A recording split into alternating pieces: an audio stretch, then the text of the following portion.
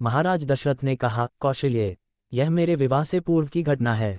एक दिन संध्या के समय अकस्मात मैं धनुष बाण ले रथ पर सवार हो शिकार के लिए निकल पड़ा। जब मैं सरयू के तट के साथ साथ रथ में जा रहा था तो मुझे ऐसा शब्द सुनाई पड़ा मानो वन्य हाथी गरज रहा हो। उस हाथी को मारने के लिए मैंने तीक्ष्ण शब्दभेदी बाण छोड़ दिया। बाण के लक्ष्य पर लगते ही किसी जल में गिरते हुए मनुष्य के मुख से ये शब्द निकले, आह, मैं मरा, मुझ निरपराध को किसने मारा। हे पिता, हे माता, अब मेरी मृत्यु के पश्चात तुम लोगों की भी मृत्यु जल के बिना प्यासे ही तड़प तड़प कर हो जाएगी। न जाने किस पापी ने बाण मार कर मेरी और मेरे माता पिता की हत्या कर डाली। इससे मुझे ज्ञात हुआ कि हाथी की गरज सुनना मेरा भ्रम था। वास्तव में वह शब्द जल में डूबते हुए घड़े का था। उन वचनों को सुनकर मेरे हाथ कांपने लगे और मेरे हाथों से धनुष भूमि पर गिर पड़ा। दौड़ता हुआ मैं वहां पर पहुंच जहां पर वह मनुष्य था। मैंने देखा कि एक वनवासी युवक रक्तरंजित पड़ा है और पास ही एक औंधा घड़ा जल में पड़ा है। मुझे देखकर क्रुद्ध स्वर में वह बोला, राजन, मेरा क्या अपराध था जिसके लिए आपने मेरा वध करके मुझे दंड दिया है। क्या यही मेरा अपराध यही है कि मैं अपने प्यासे वृद्ध माता पिता के लिए जल लेने आया था। यदि आपके हृदय में किंचित मात्र भी दया है तो मेरे प्यासे माता पिता को जल पिला दो जो निकट ही मेरी प्रतीक्षा कर रहे हैं। किंतु पहले इस बाण को मेरे कलेजे से निकालो जिसकी पीड़ा से मैं तड़प रहा हूँ।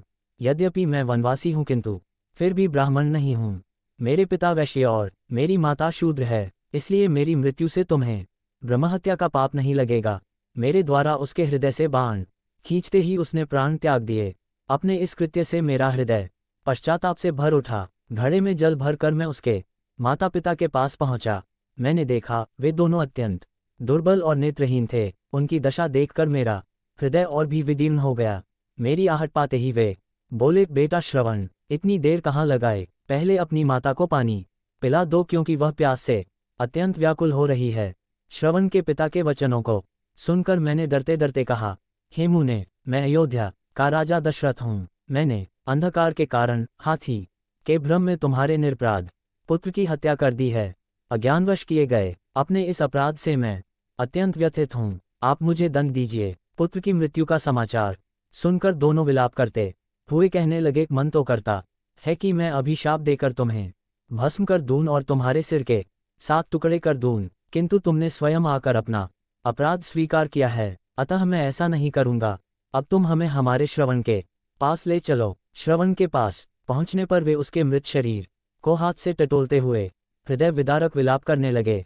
अपने पुत्र को उन्होंने जलांजलि दिया और उसके पश्चात वे मुझसे बोले, हे राजन, जिस प्रकार पुत्र वियोग में हमारी मृत्यु हो रही है उसी प्रकार तुम्हारी मृत्यु भी पुत्र वियोग में घोर कष्ट उठा कर होगी। शाप देने के पश्चात उन्होंने अपने पुत्र की चिता बनाई और पुत्र के साथ वे दोनों स्वयं भी चिता में बैठ जलकर भस्म हो गए। कौशल्य, मेरे उस पाप कर्म का दंड आज मुझे प्राप्त हो रहा है।